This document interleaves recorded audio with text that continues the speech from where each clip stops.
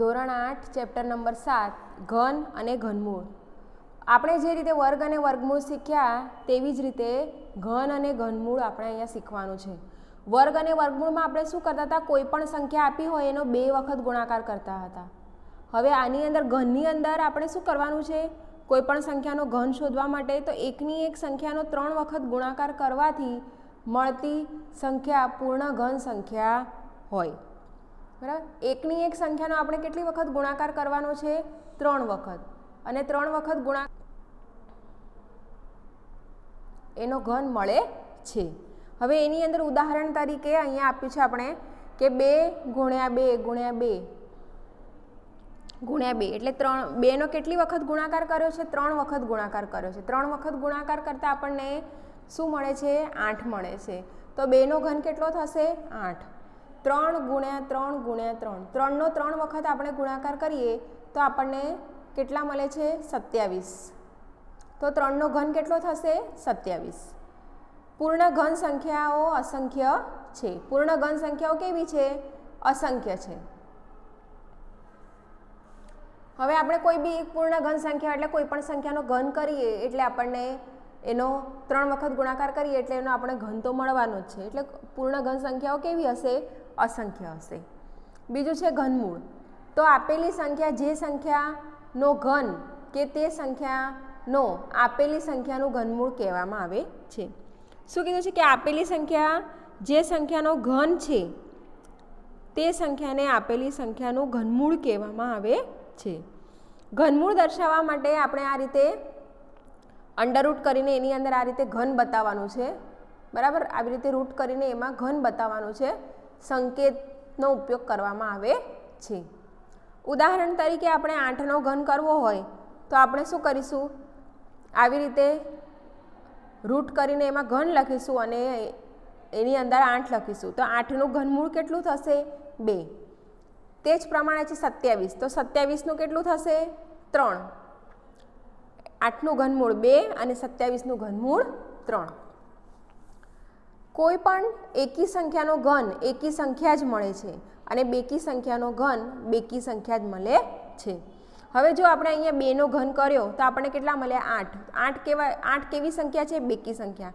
માટે બેકી સંખ્યાનો ઘન બેકી સંખ્યા જ મળે છે. અને 3, તો 3 કેવી સંખ્યા છે, એકી સંખ્યા. તો આપણને 3નો ઘન શું મળ્યો છે, 27. 27 એ કેવી સંખ્યા છે, એકી સંખ્યા. અને 3 પણ કેવી સંખ્યા છે, એકી સંખ્યા. માટે એકી સંખ્યાનો ઘન કરતાં આપણને સંખ્યા કેવી મળી છે, એકી સંખ્યા મળેલી છે. અને બેકી સંખ્યાનો ઘન કરતાં આપણને સંખ્યા કેવી મળી છે, બેકી સંખ્યા જ મળેલી છે. પછી છે પૂર્ણ ઘન સંખ્યા. પૂર્ણ ઘન ઋણ સંખ્યાનું ઘનમૂળ ઋણ સંખ્યા જ મળે છે. હવે ધારો કે હું -3નું ઘન કરીશ તો મને કેવી સંખ્યા મળશે, જે પણ મળે -27 આપણને જે મળે છે એ કેવા હશે, ઋણ જ સંખ્યા હશે. જ્યારે વર્ગમૂળમાં શું હોય છે કે જો આપણે ઋણ સંખ્યાનું ઋણ સંખ્યાનો વર્ગ કરીએ તો આપણને જો ઋણ સંખ્યા હોય તો એ કેવી થઈ જાય છે, ધન થઈ જાય છે. બરાબર, એવી રીતે અહીંયા શું છે, પૂર્ણ જો આપણે ઘન કરીએ ઋણ સંખ્યાનો તો એ ઋણ સંખ્યા રહે છે. જે સંખ્યાનો એકમનો અંક 1 હોય તે સંખ્યાના ઘનનો એકમનો અંક પણ 1 જ હોય છે. કોઈ પણ સંખ્યા હોય, ધારો કે 1 લીધી મેં, તો હું 1નું ઘન કરીશ તો મને શું મળશે, 1. એટલે એના એકમનો અંક શું હશે, 1 જ હશે. 11નો પણ ઘન કરીશ તો એનો 1221 મને મળશે એનો ઘન કરતાં, તો એના એકમનો અંક મને શું મળ્યો, 1 મળ્યો. તે એવી રીતે આગળ છે કે જે સંખ્યાના એકમનો અંક 2 હોય, બરાબર છે, જે સંખ્યાના એકમનો અંક 2 છે તો તે સંખ્યાના ઘનનો એકમનો અંક શું મળશે, 8 મળશે.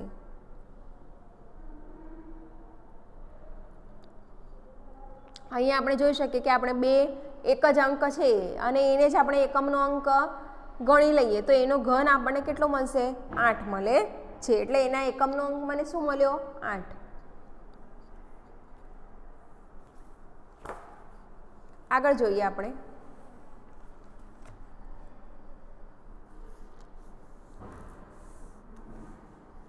જે સંખ્યાના એકમનો અંક 3 હોય તે સંખ્યાના ઘનનો એકમનો અંક શું હશે? 7 હોય છે, બરાબર. જે સંખ્યાના એકમનો અંક જો 3 હશે, કોઈ પણ 2 અંકની સંખ્યા હશે એમાં એકમનો અંક 3 હશે, તો તેનો ઘન કરતાં એકમનો અંક મને શું મળશે? 7 મળે છે.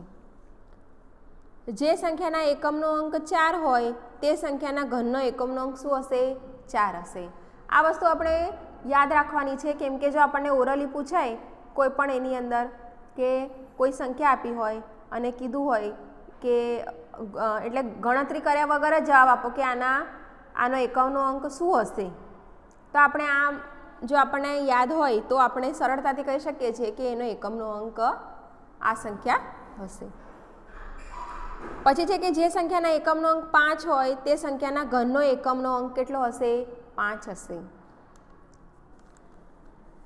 જે સંખ્યાના એકમનો અંક 6 હોય તે સંખ્યાના ઘનનો એકમનો અંક પણ 6 હોય છે.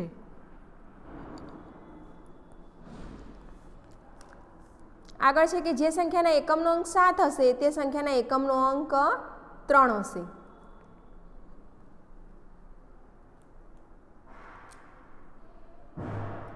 જે સંખ્યાના એકમનો અંક 8 હોય તે સંખ્યાના ઘનનો એકમનો અંક કેટલો હશે?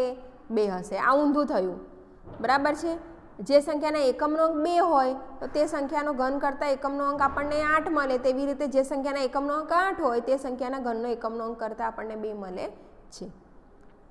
જે સંખ્યાના એકમનો અંક 9 હોય તે સંખ્યાના ઘનનો એકમનો અંક પણ આપણને 9 મળે છે.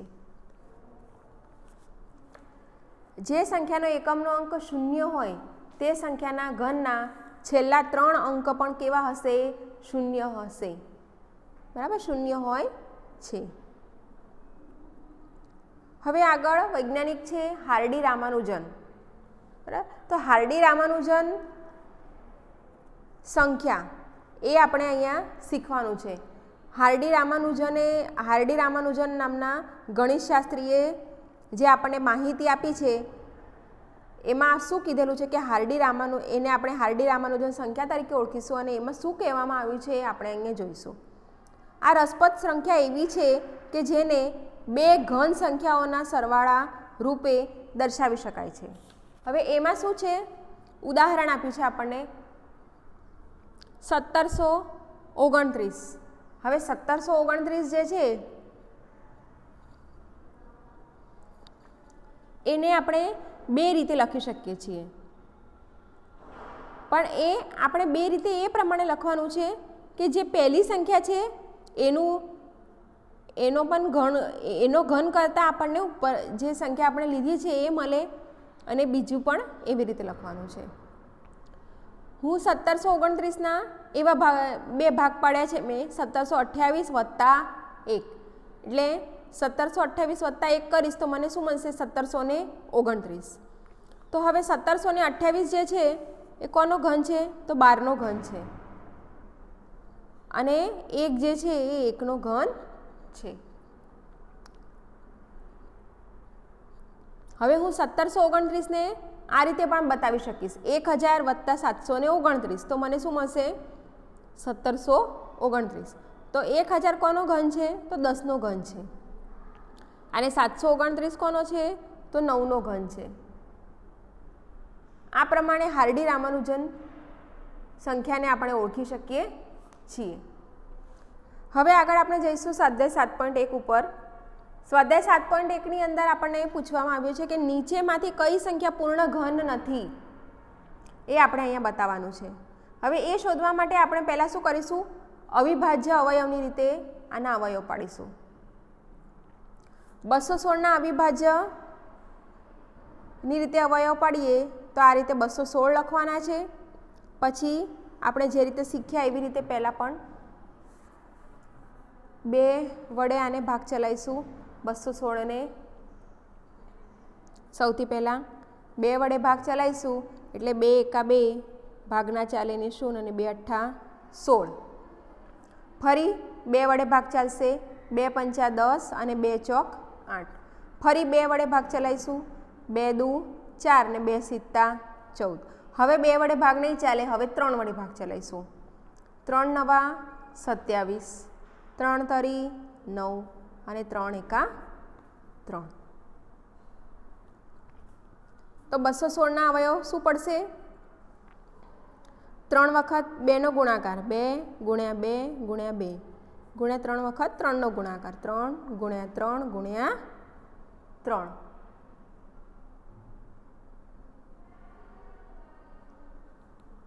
હવે આપણે આને 216ના અવિભાજ્ય અવયવોની જો 3 3ની જોડ બની, 2 છે એની પણ 3ની જોડ બની અને 3 છે એની પણ 3ની જોડ બની છે, એટલે કોઈ પણ એક સંખ્યા બાકી નથી રહેતી।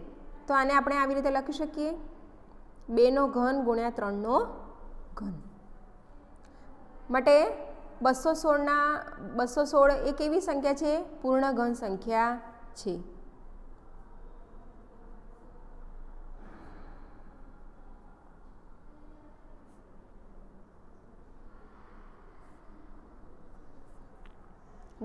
એ પૂર્ણ ઘન સંખ્યા છે। એ જ પ્રમાણે આગળની સંખ્યા છે આપણી 128। આપણે શું કરીશું? 128ના અવયવ પાડીશું। હવે 128 પૂર્ણ ઘન સંખ્યા છે કે નથી?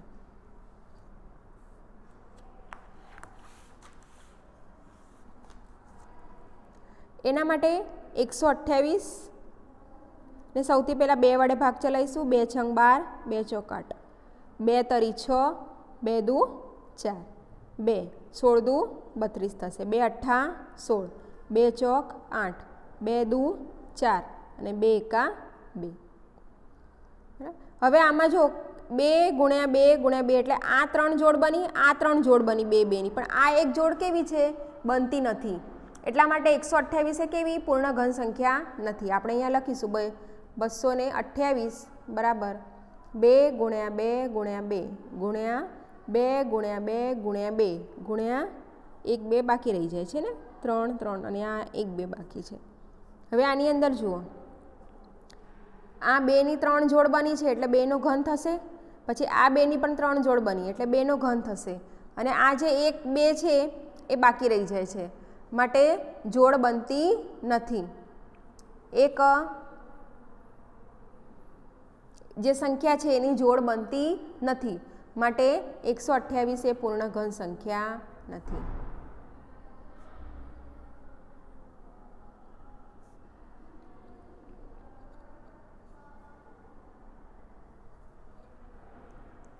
આગળની આપણે સંખ્યા લઈશું 1000।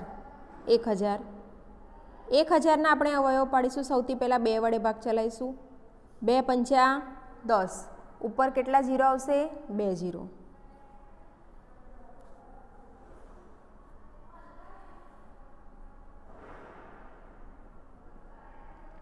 ફરી પાછા 2 વડે ભાગ ચાલશે।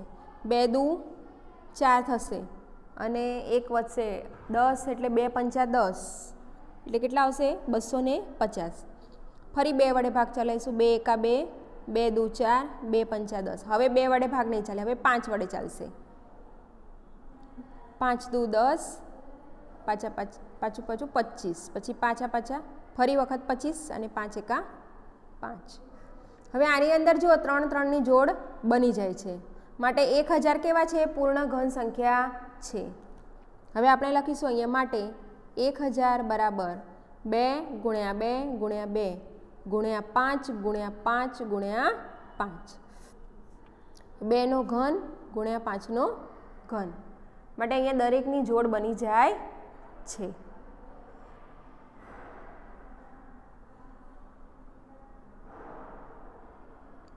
માટે 1000 એ પૂર્ણ ઘન સંખ્યા છે।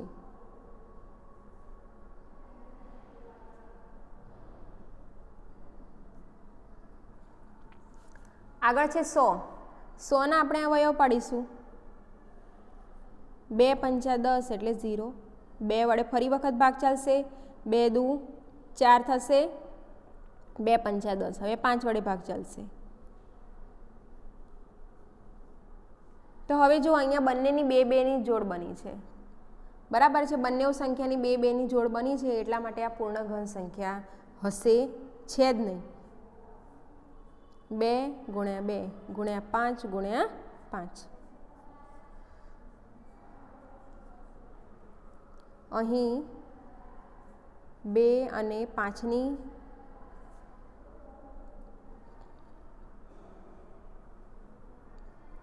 3 3ની જોડ બનતી નથી, માટે 100 એ પૂર્ણ ઘન સંખ્યા નથી.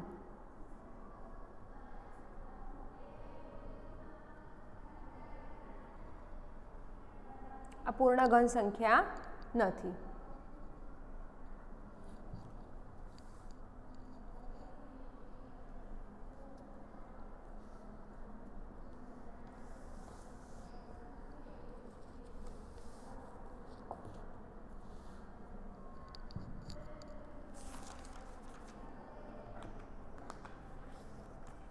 આગળનો દાખલો જોઈએ, 5મો. 46,656. અને આપણે અવિભાજ્ય અવયવ પાડીશું. હવે આને પહેલાં 2 વડે ભાગ ચાલશે. 2 દુ 4, 2 તરી 6, 2 તરી 6, 2 દુ 4, 2 અઠ્ઠા 16. ફરી 2 વડે ભાગ ચલાવીશું તો આવશે 2 એકા 2, 2 એકા 2, 2 છંગ 12 થશે, 1 વધશે 2 છંગ 12 અને 2 ચોક 8. ફરી 2 વડે ભાગ ચાલશે. 2 પંચા 10, 2 અઠ્ઠા 16, 2 તરી 6 અને 2 દુ 4. હજી 2 વડે ભાગ ચાલશે. 2 દુ 4, 2 નવા 18, 2 એકા 2 અને 2 છંગ 12. ફરી 2 વડે ભાગ ચલાવીશું.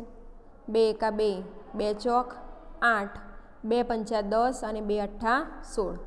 જ્યાં સુધી 2 વડે ભાગ ચાલે ત્યાં સુધી 2 વડે જ ભાગ ચલાવવાનો છે.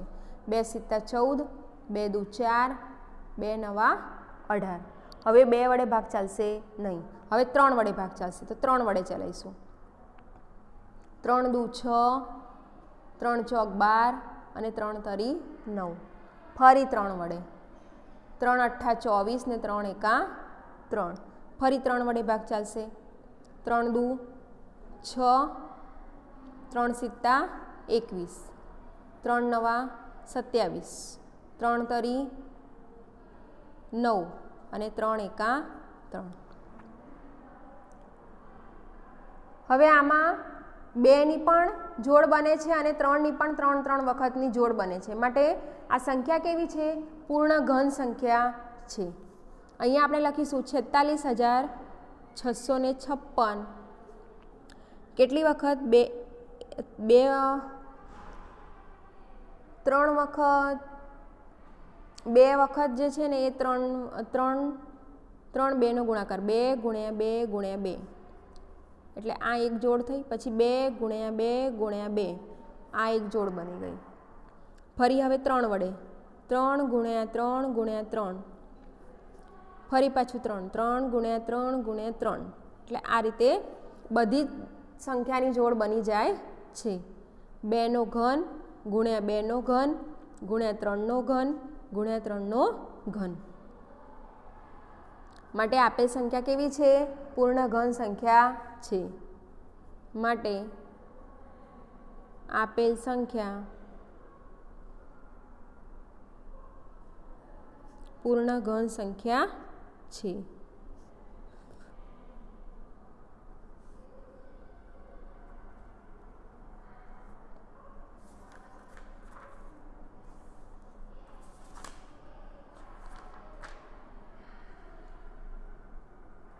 પ્રશ્ન નંબર બીજો છે આપણો કે એવી નાનામાં નાની સંખ્યા શોધો કે જેથી તેને આપેલી સંખ્યાની સાથે ગુણવાથી મળતી સંખ્યા પૂર્ણ ઘન હોય. હવે આપણે આમાં શું કરવાનું છે? નાનામાં નાની સંખ્યા શોધવાની છે. એટલે કે આપણે અવિભાજ્ય અવયવની રીતે અવયવ પાડવાના છે, બરાબર. અને પણ જે સંખ્યા બાકી રહેશે એ સંખ્યા વડે આપણે એને ગુણીશું તો એ કેવી સંખ્યા થઈ જશે? પૂર્ણ ઘન સંખ્યા થશે. આપણે પૂર્ણ વર્ગ સંખ્યામાં પણ શીખ્યા અને હવે આ પૂર્ણ ઘન સંખ્યામાં પણ એ જ વસ્તુ આપણે શીખવાની છે. આપણે 243ના અવયવ પાડીશું. પહેલાં અહીં 2 વડે ભાગ નહીં ચાલે એટલે 3 વડે ભાગ ચલાવીશું. 3 અઠ્ઠા 24 ને 3 એકા 3. ફરી 3 વડે તો કેટલા આવશે? 27. ફરી 3 વડે તો 9, 3 3 3 1. હવે જુઓ આમાં આ 3 3ની જોડ બની ગઈ છે પણ આ 2 અહીંયા 2 3 છે તો કઈ સંખ્યા બાકી રહે છે? 1 3ની જોડે 1 બાકી રહે છે, માટે 3 વડે ગુણવાથી એ પૂર્ણ ઘન સંખ્યા બનશે. અહીંયા લખીશું આપણે 243 બરાબર 3 ગુણ્યા 3 ગુણ્યા 3 ગુણ્યા 3 ગુણ્યા 3 એટલે 3નો ઘન ગુણ્યા 3નો, અહીંયા 3નો વર્ગ થઈ જશે, બરાબર છે. માટે અહીંયા આપણે કઈ સંખ્યા વડે ગુણવી પડશે? 1 3 વડે આને ગુણવા પડશે, આ રીતે. એટલે બંને બાજુ આપણે કેટલા વડે ગુણીશું? 3 વડે, આ રીતે. હવે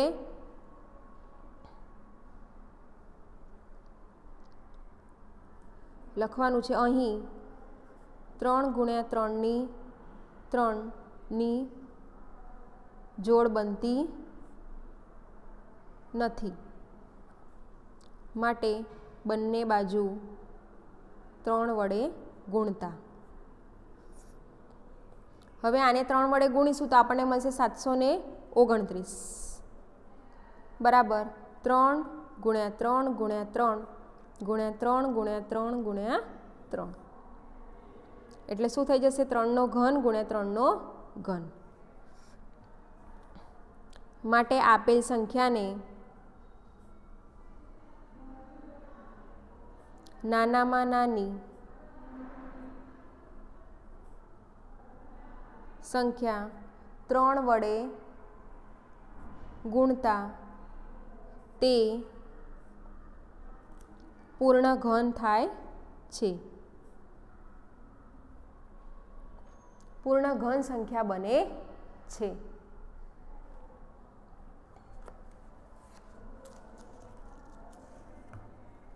હવે છે 256. 256ના આપણે અવયવ પાડીશું.